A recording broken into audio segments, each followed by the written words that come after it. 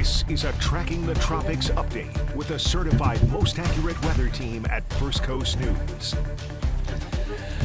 All right, let's talk about the tropics out here. Melissa, a Category 2 after, now just moving off of the coast of Cuba, heading towards the Bahamas. This after that record-breaking landfall in Jamaica. I am meteorologist Robert Spetta. We have our chief meteorologist, Lewis Turner, and also our meteorologist, Lee Southwick, right above me here. So thank you all for joining me here. Thanks for the invite. Yeah, the Brady Bunch, sort of 1/3 Brady Bunch tic-tac-toe box here.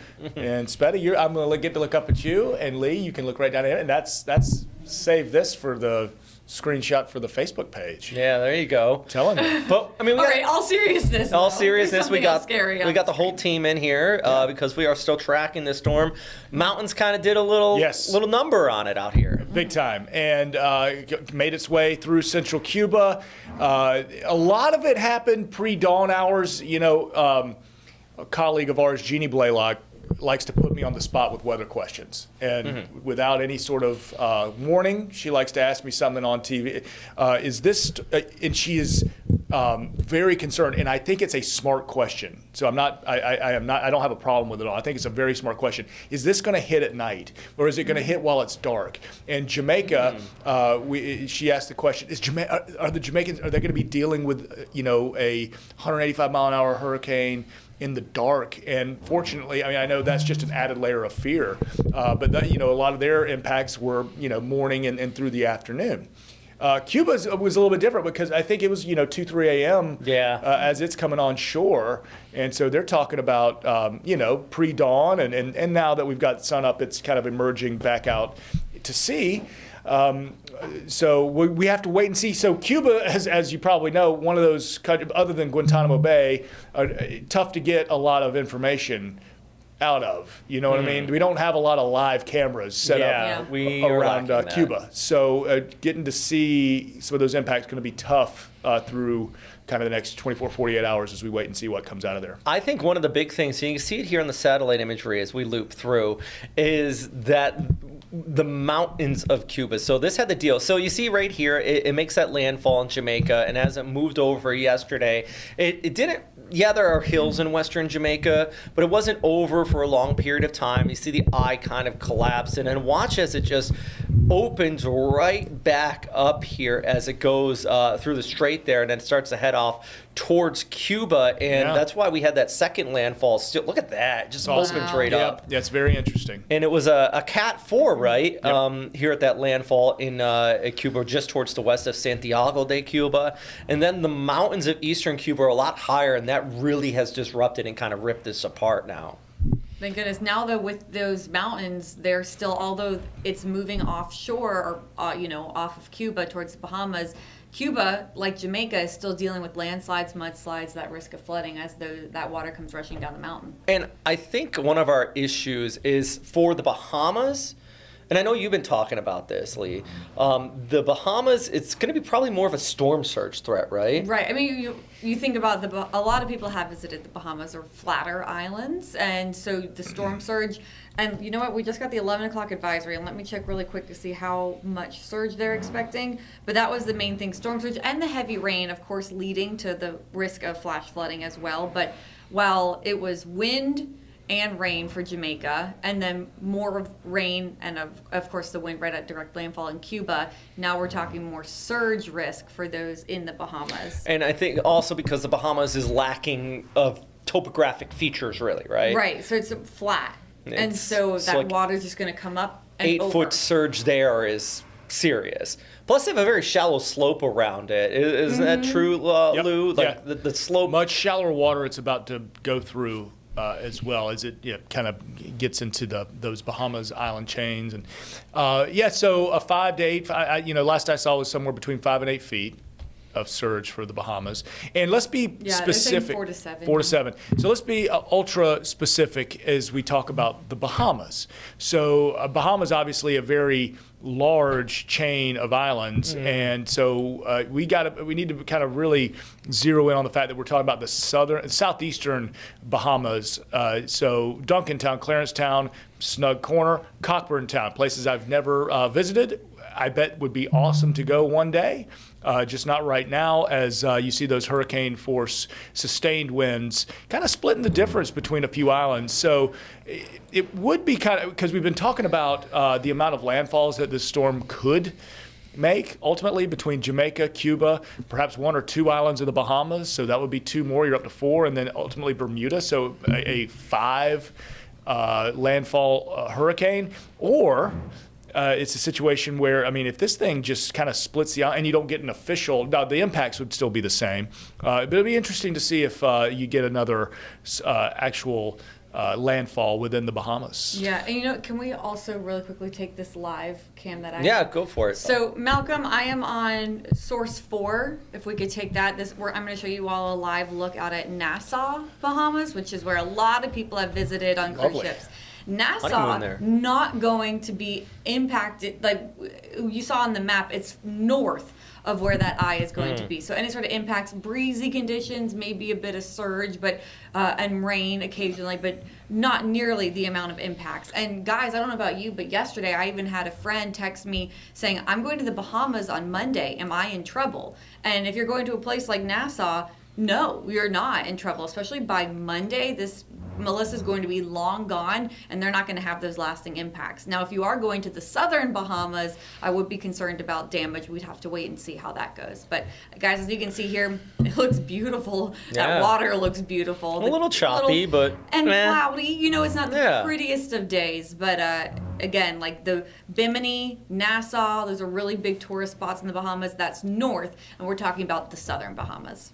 And maybe even cruise ships might still be going at it out there. I mean, as long as they stay west of this and kind of keep the wind on their tail, Yeah, we've got. In fact, tomorrow I think is the maiden voyage of the new Norwegian ship that's yeah. based out of Jacksport. already. So they're doing that. Not tomorrow, Friday. So I keep thinking today, because everybody was dressed up as costumes around First Coast News for our Halloween party. I don't know why I keep thinking today's Thursday, but it's Friday, Halloween day. The actual day is when they're going to sail, and I'm pretty sure it's a Nassau style, cruise. So yeah, I think it should be just fine.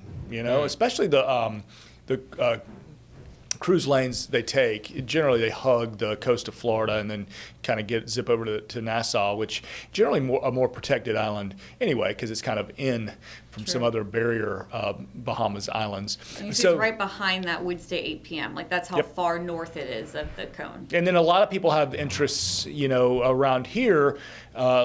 Big community that goes over from, say, West Palm to the Abacos, and so Marsh Harbor, Turtle Cay, those islands, fine. You're gonna be a-okay. Unlike with a storm like Dorian, for instance, That was like Grand Bahama really got the Yeah. impact from that one, right? got pummeled, and they were still rebuilding for a while after Dorian, even on some of those islands of the Abacos. But yeah, so impressive look. The 11 o'clock numbers are in, been in for a few minutes now, but if you haven't seen the kind of the latest as we level set with this Hurricane Melissa, we've seen all kind of the worst that Melissa had to offer as it made landfall near Treasure Beach in Jamaica. So Actually, do you want to talk a little bit about kind of the impacts we've had thus far from this storm system? Yeah, do we have that video loaded? Yeah, let's take a look at some video we have out of.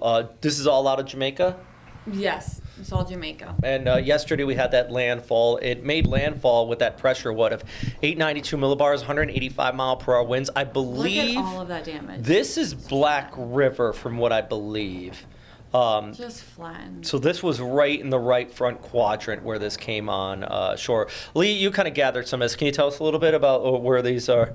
But, right front quadrant, basically, and this is a little bit of that storm surge right along the coast, that low-lying area. I think this was video out of Montego Bay right there. Yeah, You it's can all a recognize. little mix around Jamaica, just to show, but This is obviously, I think that I've seen videos just like that out of Black River, Treasure Beach, right there on the southern coast. That would have put them right in the right front quadrant. And I mean, this is, look at that. Just homes and structures absolutely destroyed, reduced to rubble.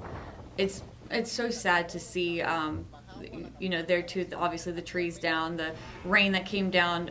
Look at those blowing winds. I mean, This is interesting because you saw that power surge there, and kind of in a lot of their power lines above ground in Jamaica. But from my understanding, the island had turned off all power ahead of time, kind of for the sake of avoiding fires. But you can see, maybe this is generator power that you're seeing on some of those buildings, and that's why this video in particular, I was watching that, I was like, oh, it kind of gave me chills to think those power lines are precariously hanging over, but the power would be out and you wouldn't have current running through.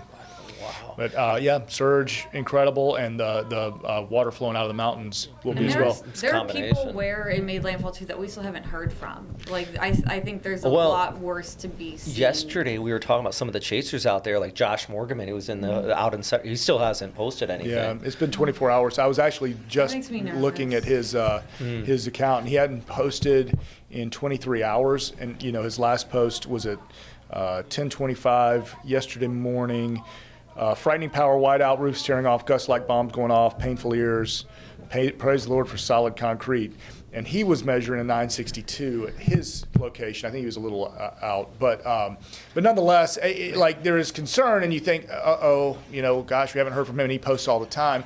The other flip side of that is probably just can't. That I think that's more like 9.9 out of 10. That's it. Like, look, this is a clear example. The infrastructure, the communications is down. Whoever sent this video out, they may have had a Starlink with them or something. I heard that Starlink just got activated. Like, we're talking an hour or two ago. And I think they made it free, right? I think so. Yeah. So I think we're gonna start to get a lot more because of the Starlinks.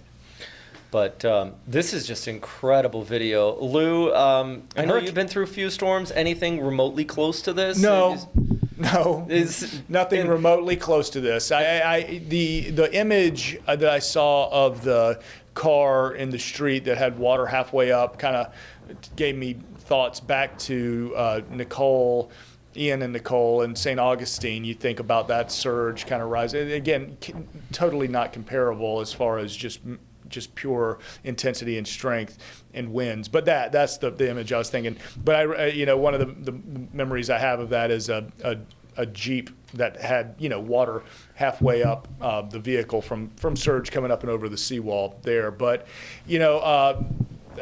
So no, to answer your question, and I've been through a few what would be minor relative to anything like this, and so you try to learn. You want to follow a guy like Morgan. Like when you find yourself in in a professional scenario where we send reporters out to cover storms all the time, and so what kind of advice do you give? And I was talking to Dr. Rick Knabb yesterday during our stream from, he used to head the Hurricane Center, but now they're the Weather Channel's expert, they're hurricane expert. And I asked him, I was like, Weather Channel sends crews out to big bad storms across the country and across the world. I was like, what do you tell? And I hadn't had a chance to watch Weather Channel footage or coverage yet. I was like, so Rick, what are you telling crews that go into something like this? He goes, well, frankly, Weather Channel's not sending anybody into this. It's too dangerous. So the Weather Channel they weren't posting anybody in Jamaica. So really, it was just your chase, your kind of the traditional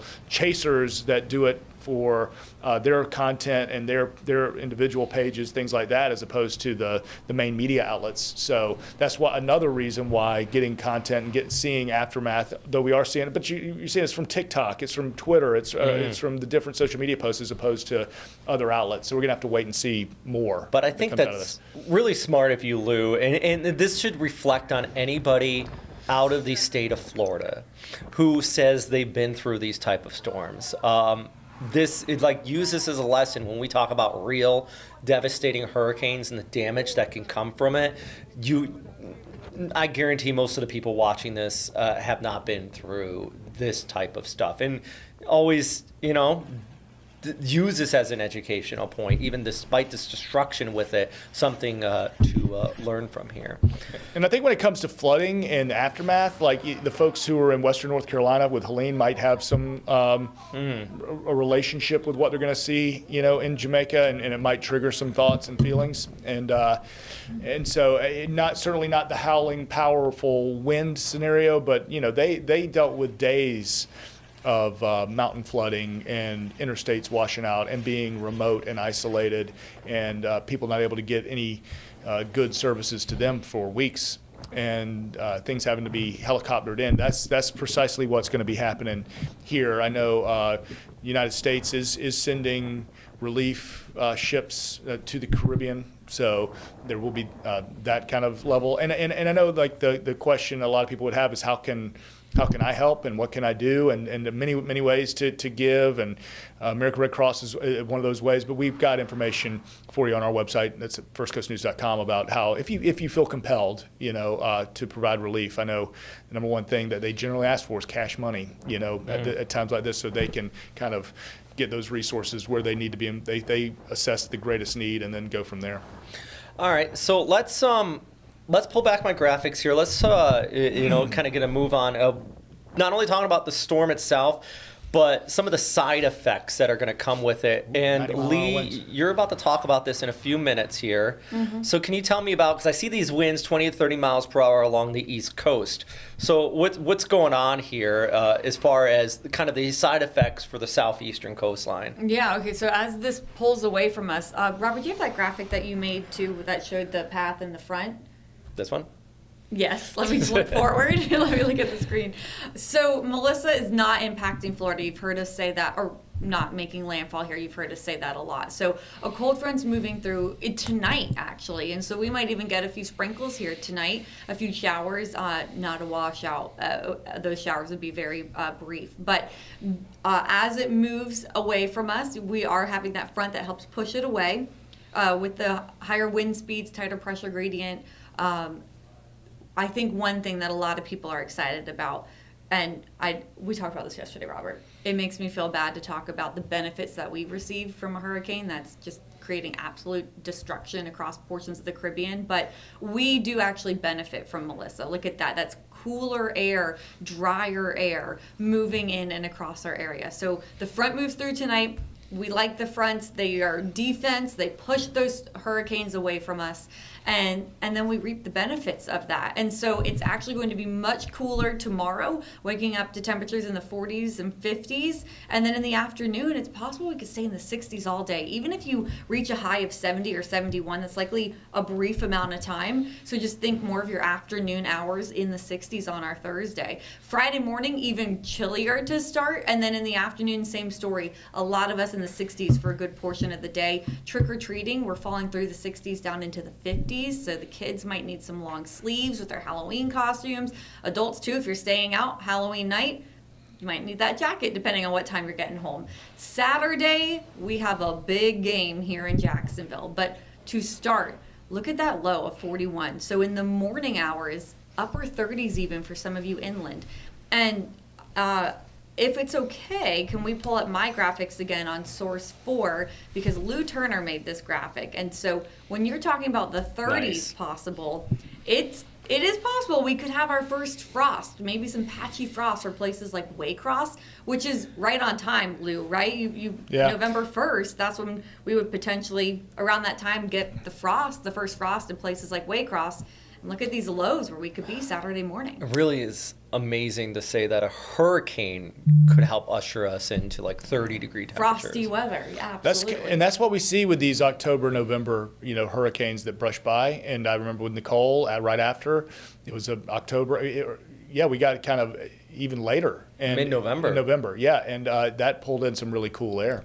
39 would be a little warm in Waycross to probably get frost. But, if we get a little bit cooler than that, of course, those temperature readings happen by 6-7 feet above the ground. At the surface level, I mean, it's a little bit cooler, and cold air sinks. So certainly could happen. I would say, as you look at your tailgate forecast, something to warm the spirits early in the morning, if you know what I'm talking about. So something to warm the spirits. World's largest cocktail party, right? Right. I mean, unofficially. Yeah, sure. But but up in Ware County, Pierce County, I'm not asking you to, it's not the time to say drag in the plants yet or cover them up, unless you've got like the world's most sensitive hibiscus planted up there. Maybe just take care of her. But we're getting close to that time of year. So just kind of those thoughts. It's 11:31. Lee, you've got to go do the noon. I know we've got a lot going on. We've kind of, we'll just wrap it up at that point. A great place to do it would be the Florida-Georgia game. We've talked Halloween. We've talked Melissa and getting into our big weekend. Robert, Lee, I'm Lou. Guys, thanks for having me. It's a great stream. And we'll see you again at noon. Right.